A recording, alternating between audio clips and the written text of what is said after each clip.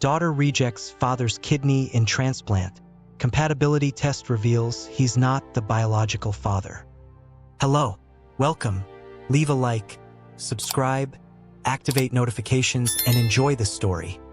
In a heart-wrenching twist of fate, what should have been a life-saving gift becomes a family's worst nightmare. As Emily fights for her life, a simple medical test unravels decades of secrets, forcing her to question everything she thought she knew about family, identity, and the true meaning of love. Will the truth tear them apart, or can it forge an even stronger bond? The sterile corridors of St. Mary's Hospital in downtown Chicago buzzed with their usual frenetic energy, but for Emily Watson, time seemed to stand still. The 25-year-old sat rigidly in an uncomfortable plastic chair, her honey blonde hair pulled back in a messy ponytail, dark circles under her hazel eyes betraying countless sleepless nights. Next to her, Robert Watson, the man she had called Dad for a quarter-century, bounced his knee nervously, his salt and pepper hair disheveled from running his hands through it repeatedly. "Emily Watson?" A nurse called out, her voice cutting through the waiting room's tense atmosphere. Emily's head snapped up, her heart pounding. This was it, the moment that would determine whether her father could donate his kidney to save her life. She stood on shaky legs, gripping the armrests for support. Robert immediately rose to steady her, his strong hands gentle on her shoulders. "You've got this, kiddo," he murmured, his voice thick with emotion. "We've got this." As they followed the nurse down the hallway, Emily's mind raced. The past few months had been a blur of doctor's appointments, dialysis sessions, and tearful family discussions. Her kidneys were failing, and without a transplant, her prognosis was grim. When Robert had volunteered to be tested as a donor, Emily had felt a glimmer of hope for the first time since her diagnosis. Dr. Melissa Chun, the transplant specialist, greeted them with a warm smile that didn't quite reach her eyes. Emily's stomach twisted. Something was wrong. "Please, have a seat," Dr. Chun said, gesturing to the chairs in front of her desk. "I have the results of the compatibility tests." Emily gripped her father's hand tightly as they sat down. She could feel his palm sweating against hers, his anxiety palpable. Dr. Chun took a deep breath, her dark eyes filled with compassion. "I'm afraid I have some unexpected news. Mr. Watson, while you are in excellent health and would typically be an ideal donor, the tests reveal that you are not a suitable match for Emily." Emily blinked, confusion washing over her. "But how is that possible? He's my father." The doctor's gaze flickered between Emily and Robert, her expression grave. "The tests also indicate that, well, there's no easy way to say this. Mr. Watson, you are not Emily's biological father." The words hung in the air, heavy and suffocating. Emily felt as if the floor had dropped out from beneath her. She turned to look at her father, expecting to see shock mirroring her own. Instead, she saw something that shattered her world even further: guilt. "Dad?" she whispered, her voice cracking. What does she mean?" Robert's face crumpled, tears welling in his blue eyes that Emily suddenly realized looked nothing like her own. "Oh, he choked out. "I'm so sorry. We never meant for you to find out like this." Emily yanked her hand away from his, stumbling to her feet. The room spun around her, bile rising in her throat. "You knew?" she gasped. "All this time you knew?" Dr. Chun stood, reaching out to steady Emily. "Ms. Watson, please, you need to stay calm. Your condition dash." But Emily was beyond hearing. 25 years of memories flashed through her mind, now tainted by this revelation. Every "I love you," every proud smile, every moment she had felt safe in her father's arms. Had it all been a lie? "I need to get out of here," Emily mumbled, her vision blurring with tears. She stumbled towards the door, ignoring the protests of both the doctor and the man she had called father. As she burst out of the office, the hospital corridor stretched before her like a funhouse mirror, distorting and twisting. She heard Robert calling her name, his voice desperate and pleading, but she couldn't face him. Not now, maybe not ever. Emily ran, her weakened body protesting with every step. She had no destination in mind, no plan. All she knew was that she needed to escape from the hospital, from the truth, from the life she now realized had been built on a foundation of lies. As she pushed through the hospital's main doors into the brisk Chicago air, Emily's mind reeled with questions. If Robert wasn't her real father, then who was? Did her mother know? Had her entire family been lying to her all these years? But beneath the shock and the anger, a cold, hard truth remained. She was still dying. And now, the one person she thought could save her, the one person she had trusted above all others, had become a stranger. Laura Watson's hands shook as she set down her cell phone, her husband Robert's frantic voice still echoing in her ears.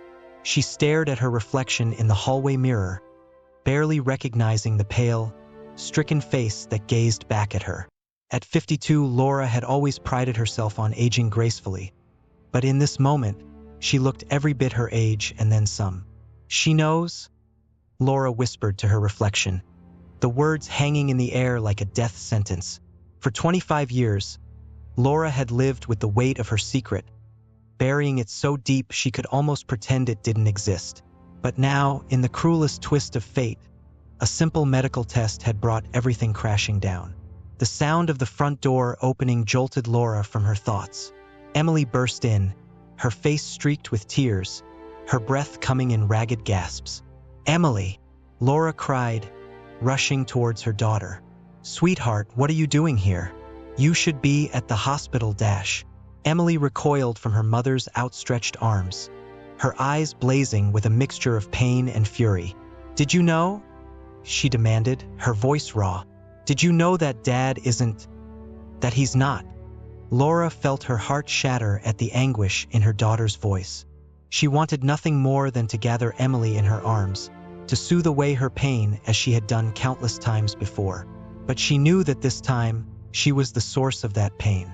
"Oh, Emily," Laura whispered, tears spilling down her cheeks. "I'm so sorry.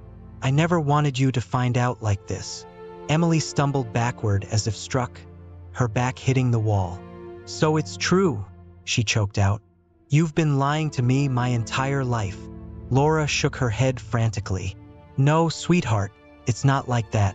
Your father, Robert, he loves you more than anything in this world. You are his daughter in every way that matters. Except for the one way that could save my life," Emily shouted, her fists clenching at her sides. "How could you do this to me? To him? Who is my real father?" The question Laura had dreaded for 25 years hung in the air between them. She closed her eyes, memories she had long suppressed rushing to the surface. A whirlwind romance, a moment of weakness, a decision made in desperation and fear. "His name is Michael," Laura said quietly, opening her eyes to meet her daughter's gaze.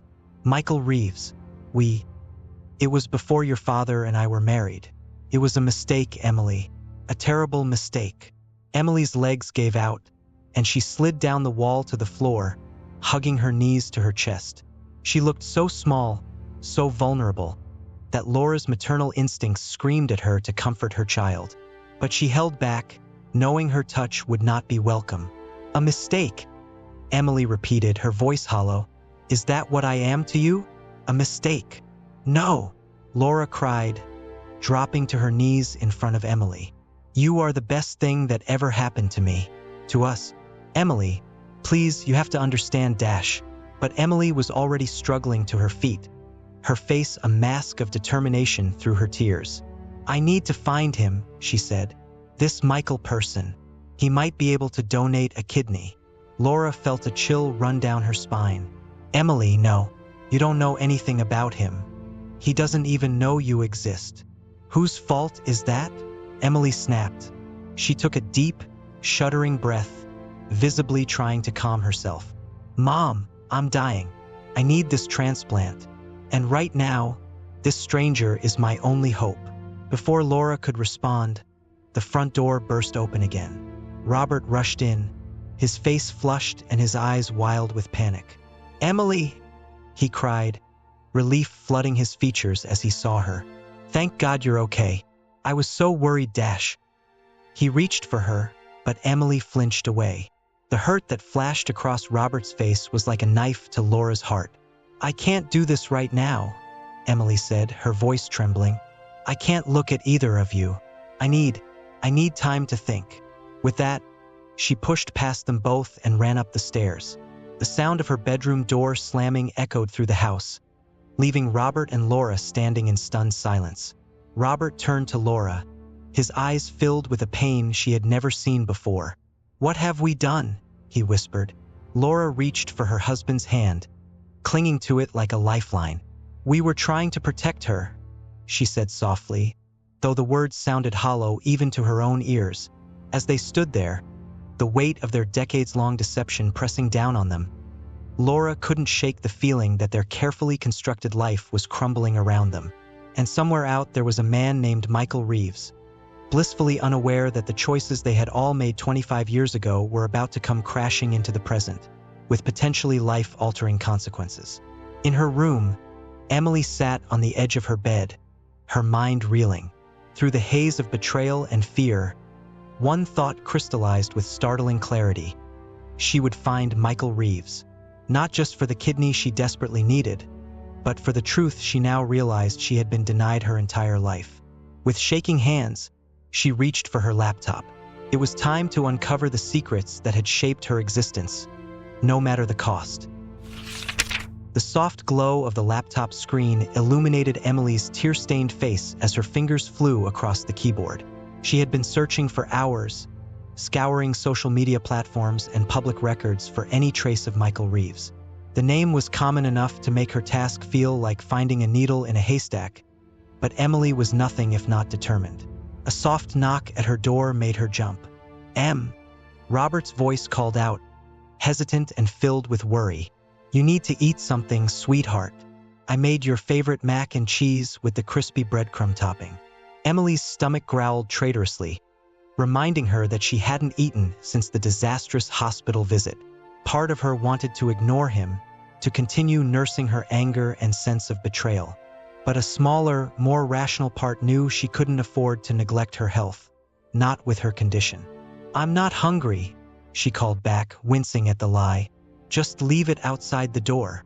She heard a soft thud as Robert set the plate down, followed by a heavy sigh. "Emily, please, we need to talk about this. Your mother and I dash. Don't." Emily cut him off, her voice sharp. "I can't. I'm not ready. Okay? I need time." There was a long pause before Robert spoke again, his voice thick with emotion. "I understand. But Emily, please remember, no matter what that test says, you are my daughter. I have loved you from the moment I first held you, and nothing will ever change that." Emily felt fresh tears prick at her eyes. She wanted to believe him, wanted to run downstairs and throw herself into his arms like she had done countless times before. But the hurt was too raw, the betrayal too fresh.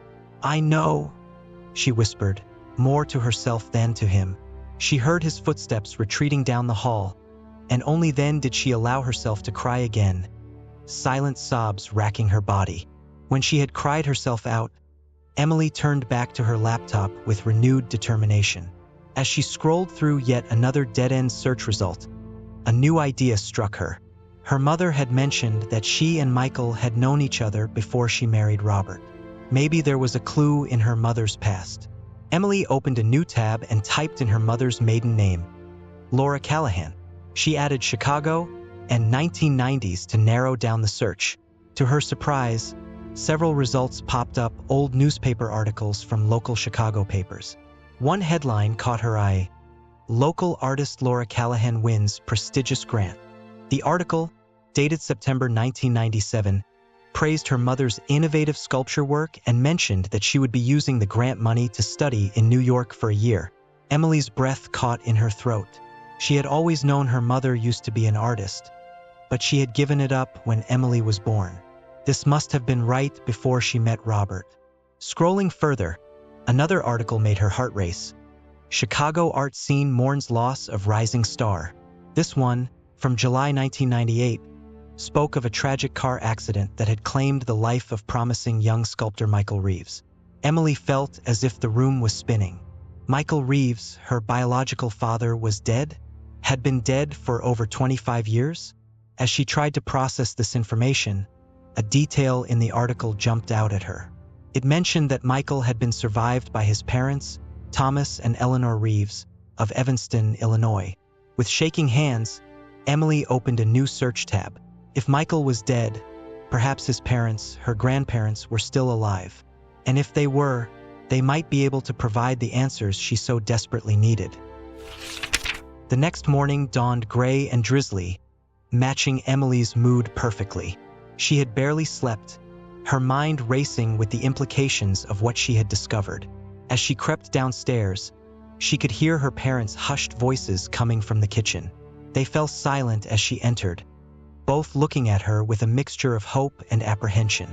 "I made some coffee," Laura said softly, gesturing to the pot. "And there's oatmeal if you're hungry." Emily nodded, not trusting herself to speak. She poured herself a cup of coffee, adding an extra spoonful of sugar for the energy she knew she'd need. "Emily," Robert began, his voice gentle, "we were hoping we could talk dash." "I know about Michael," Emily interrupted, her words causing both her parents to freeze. "I know he died in a car accident in 1998. Laura's face drained of color. "How did you?" "I did some research last night," Emily explained, her tone flat. "There were newspaper articles about him. About you too, Mom. Your art career." Robert reached for Laura's hand, squeezing it supportively. Emily couldn't help but notice the gesture, a small part of her aching at the evidence of their love and unity, a unity she now felt excluded from. "Oh, Emily," Laura sighed. "I'm so sorry. We should have told you everything ourselves. We never knew how." Emily took a deep breath, steeling herself for what she was about to say. "I also found out that Michael's parents might still be alive. In Evanston." The mug in Laura's hand clattered against the counter as she set it down too hard. "Emily, no. You can't be thinking of contacting them." "Why not?" Emily challenged, feeling her anger rising again. "They're my grandparents. They have a right to know about me, and I have a right to know about them." "Sweetheart," Robert interjected, his voice placating, "it's not that simple.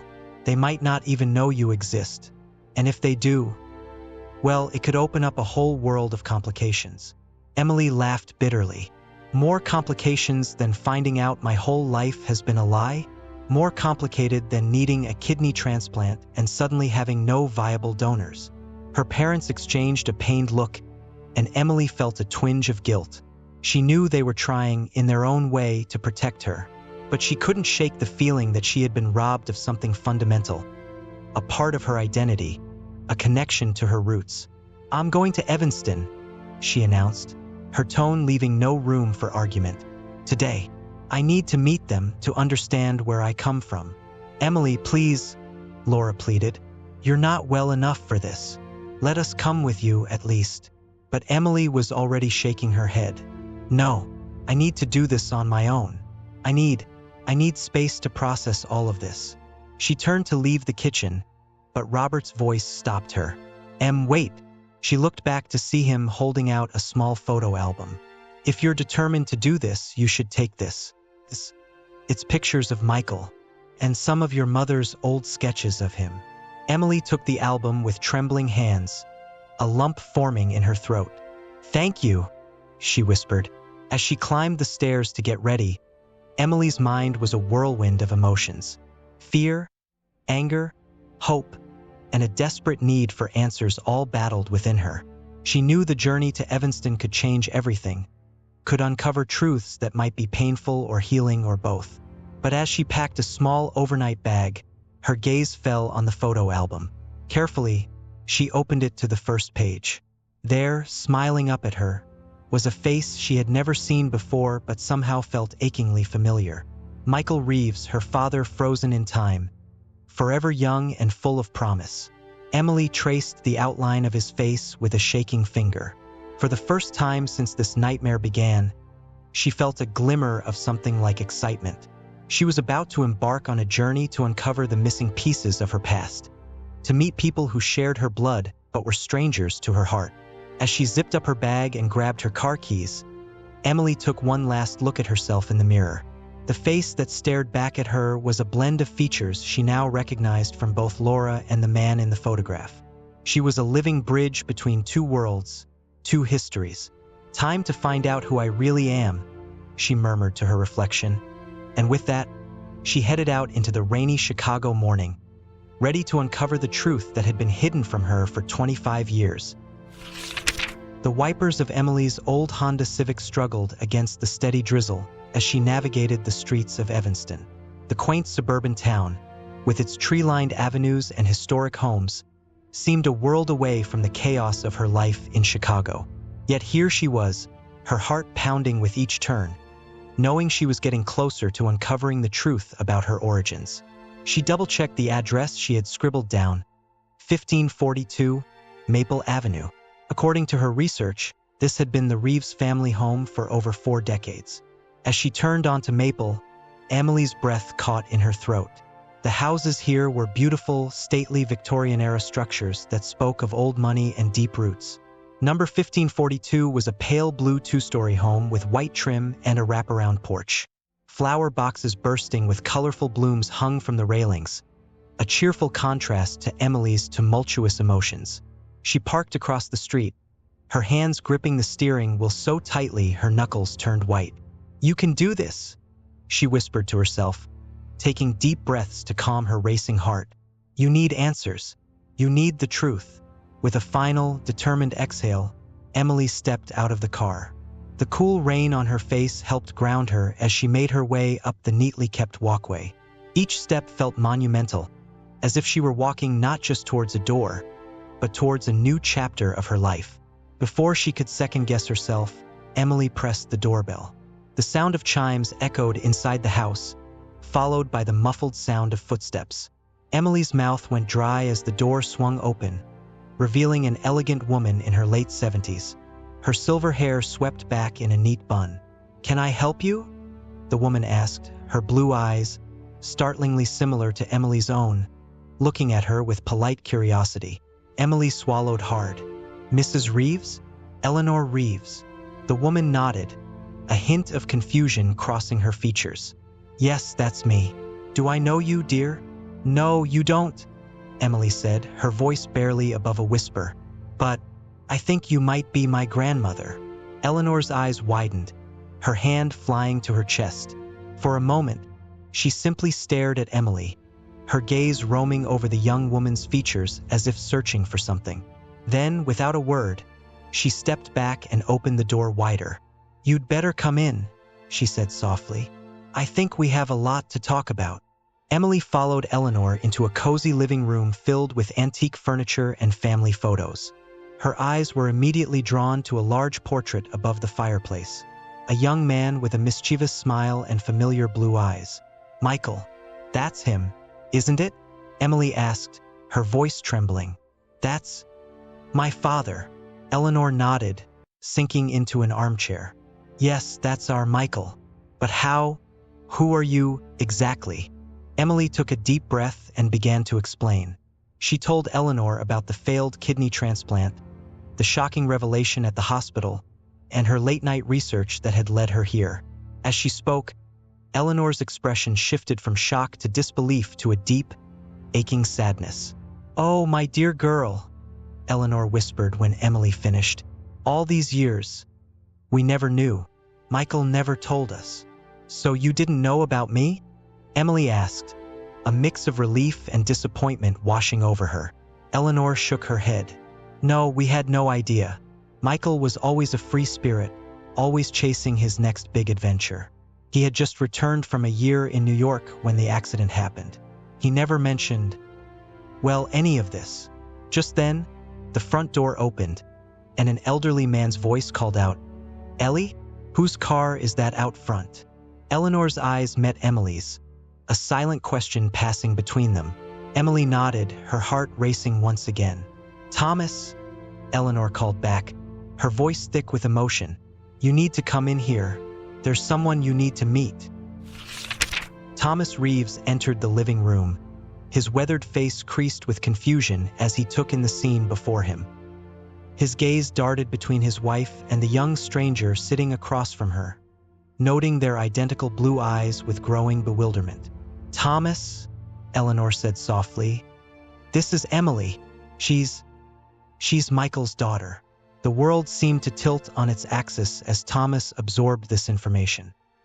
He stumbled slightly, catching himself on the back of Eleanor's chair. "Michael's? But how? When?" Emily stood, instinctively reaching out to steady the man who, she now realized, was her grandfather. "It's a long story, Mr. Reeves. I only found out myself yesterday." As Emily once again recounted the events that had led her to their doorstep, Thomas lowered himself into a chair, his expression a mix of shock and wonder. When she finished, silence fell over the room, heavy with unspoken questions and emotions. May I see the photo album you mentioned?" Eleanor asked hesitantly. "The one with Laura's sketches?" Emily nodded, retrieving the album from her bag. As she handed it over, her fingers brushed against Eleanor's, and she felt an unexpected jolt of connection. This woman, this stranger, shared her blood. Eleanor opened the album with trembling hands, gasping softly as she saw the first photograph. "Oh, Thomas, look," she murmured, turning the album so her husband could see. "It's our boy." Together, they pored over the photos and sketches, occasionally pausing to share a memory or anecdote about Michael. Emily listened intently, drinking in every detail about the father she had never known. "He was so talented," Eleanor said, running her finger over one of Laura's sketches. "Always creating, always pushing boundaries, just like your mother." Emily's head snapped up. "You knew my mother?" Thomas nodded, a wistful smile on his face. "Oh yes, we met Laura a few times. Lovely girl, so passionate about her art. She and Michael were quite the pair, always talking about their next big project. We thought." Eleanor hesitated, exchanging a look with her husband. "Well, we thought they might end up together. But then Michael got that opportunity in New York, and Laura stayed in Chicago. After that, they seemed to drift apart." Emily's mind was reeling. Her parents, her biological parents, had been more than just a fleeting romance. They had been partners, collaborators, maybe even in love. "Do you know why they broke up?" she asked. The elderly couple shook their heads. "Michael never said," Thomas replied. "And then, well, the accident," Emily finished softly. Eleanor reached out, gently taking Emily's hand in hers. "My dear, I can't imagine how overwhelming all of this must be for you, but I want you to know, you're family. You're a part of Michael, and that makes you a part of us." Tears welled up in Emily's eyes. "Thank you," she whispered. I don't know what I was expecting when I came here, but I never imagined that you'd find more family?" Thomas finished, his own eyes glistening. "Well, young lady, that's exactly what you found. Now, why don't you tell us more about yourself? We have 25 years to catch up on." As Emily began to share her story, she felt a warmth spreading through her chest. Here, in this room filled with echoes of her father's life, she was beginning to find pieces of herself she never knew were missing. But even as she connected with her newfound grandparents, a nagging thought persisted at the back of her mind. Why had her mother never told her about Michael? What had really happened all those years ago? And most pressingly, how would this newfound connection affect her desperate need for a kidney donor? As the afternoon wore on, Emily realized that while she had found some answers, she had also uncovered a whole new set of questions. Her journey, it seemed, was far from over. The sun was setting over Evanston as Emily said goodbye to her newfound grandparents, promising to stay in touch and visit again soon. Her head was spinning with all the information she had learned about Michael, his passion for avant-garde sculpture, his infectious laugh, his dreams of changing the art world. As she drove back to Chicago, Emily felt a curious mix of fullness and emptiness. She had gained a family, but the absence of Michael in her life felt more acute than ever. Pulling into her driveway, Emily noticed her parents' silhouettes in the living room window. They had been waiting for her, no doubt worried sick. With a deep breath, she steeled herself for the conversation ahead. As soon as she walked through the door, Laura rushed to her, enveloping her in a tight hug. "Oh, Emily," she breathed. "We were so worried. Are you all right? What happened?" Emily gently extricated herself from her mother's embrace, noting the concern etched on both her parents' faces. "I'm okay," she said softly. "I met them, Thomas and Eleanor. They're wonderful people." Robert and Laura exchanged a look that Emily couldn't quite decipher. "And," Robert prompted gently, "how do you feel about everything?" Emily sank onto the couch, suddenly feeling the weight of the day's emotional roller coaster. I don't know how I feel. They told me so much about Michael, about his art, his dreams, about how he and Mom were collaborators." Laura's sharp intake of breath made Emily look up. Her mother's face had gone pale, her hands twisting nervously in her lap. "Emily," she began, her voice barely above a whisper, "there's something I need to tell you. Something I should have told you a long time ago." Robert moved to sit beside his wife, taking her hand supportively. Emily felt her heart rate quicken. What more could there possibly be? Laura took a deep breath. "Michael and we were more than just collaborators. We were in love, deeply, passionately in love. We had plans to get married, to build a life together centered around our art." Emily felt as if the wind had been knocked out of her. "But then, what happened? Why didn't you?" Tears welled up in Laura's eyes. "I found out I was pregnant with you, and I was overjoyed, Emily. But Michael, he panicked. He wasn't ready for fatherhood. He said he needed time, space to think. That's when he took that residency in New York. And then he died," Emily whispered, the pieces starting to fall into place. Laura nodded, wiping away a tear. "I was devastated. I had lost the love of my life, and I was facing single motherhood." That's when Robert came into the picture. Robert squeezed Laura's hand. "I had been friends with both your mother and Michael for years," he explained. "When I heard about Michael's death and your mother's situation, I knew I had to help. We grew closer, and eventually, you fell in love," Emily finished, looking between her parents with new understanding. Laura leaned forward, her eyes pleading. "Emily, you have to understand. We never meant to deceive you. At first, we thought it would be easier if Robert was your father in every way. And then, as time went on, it became harder and harder to find the right moment to tell you the truth." Emily sat in silence for a long moment, processing this new information. The anger and betrayal she had felt earlier had dulled, replaced by a complex tangle of emotions she couldn't quite unravel. "I understand," she said finally, surprising even herself with the calmness in her voice. "I'm not saying I'm okay with being lied to for 25 years, but I understand why you did it." Relief washed over her parents' faces. Robert reached out, gently taking Emily's hand. "We love you, Em, more than anything in this world. You're our daughter, no matter what biology says." Emily felt tears prick at her eyes. "I know, Dad. I love you too. Both of you." As the three of them sat there, the weight of secrets finally lifted. Emily realized that family was more than just blood. It was love, sacrifice, and the choices we make every day. But even as she felt a sense of resolution with her parents, a nagging thought persisted. She still needed a kidney donor. And now, with her biological father gone, she was back at square one. Little did she know, the final piece of the puzzle was about to fall into place. The next morning, Emily woke to the sound of her phone ringing. Groggily, she reached for it, surprised to see Eleanor Reeves' name on the screen. "Hello?" she answered, sitting up in bed. "Emily, dear." Eleanor's voice came through, tinged with excitement. "I hope I didn't wake you, but we've had an idea. Thomas and we'd like to get tested as potential kidney donors for you." Emily felt her breath catch in her throat. "What? But you hardly know me." "Nonsense," Eleanor replied firmly. "Your family, Michael's daughter, our granddaughter. We may have just met, but we've loved you for 25 years without knowing it. Please let us do this for you. For Michael." Tears streamed down Emily's face as she agreed. overwhelmed by the generosity of these near strangers who were her flesh and blood. The next few weeks passed in a blur of medical tests, anxious waiting, and long conversations with both sets of grandparents.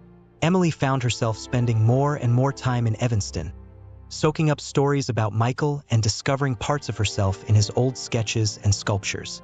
Finally, the day of reckoning arrived. Dr. Chun called Emily into her office, her face unreadable. "Well, Emily," she began, a small smile playing at her lips.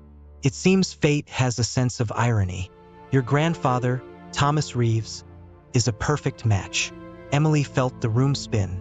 After everything she had been through, all the revelations and emotional turmoil, her life would be saved by the grandfather she never knew she had. The day of the transplant dawned bright and clear. As Emily was wheeled into the operating room, she was surrounded by a family bigger and more complex than she could have ever imagined. Robert and Laura, her parents in every way that mattered. Thomas and Eleanor, her link to the father she never knew. And somewhere, she liked to think Michael was watching over them all. As the anesthesia began to take effect, Emily felt a sense of peace wash over her. She had embarked on this journey seeking a kidney donor, but she had found so much more. She had uncovered the truth of her past, gained a new understanding of love and family, and discovered strength within herself she never knew she possessed. The last thing Emily saw before drifting off was the faces of her loved ones, a beautiful blend of chosen family and biological connections. In that moment, she knew that no matter what challenges lay ahead, she would face them with the combined strength of all those who loved her. As she closed her eyes, Emily smiled. Her story wasn't ending here. In many ways, it was just beginning. Thank you for listening until the end. Share your opinion about the story in the comments and let us know which character you liked the most. If this story touched you and you want to hear more, click on the next story appearing on your screen. Leave a like and subscribe to our channel so we can build a great community of people who share emotional stories together. Until the next story.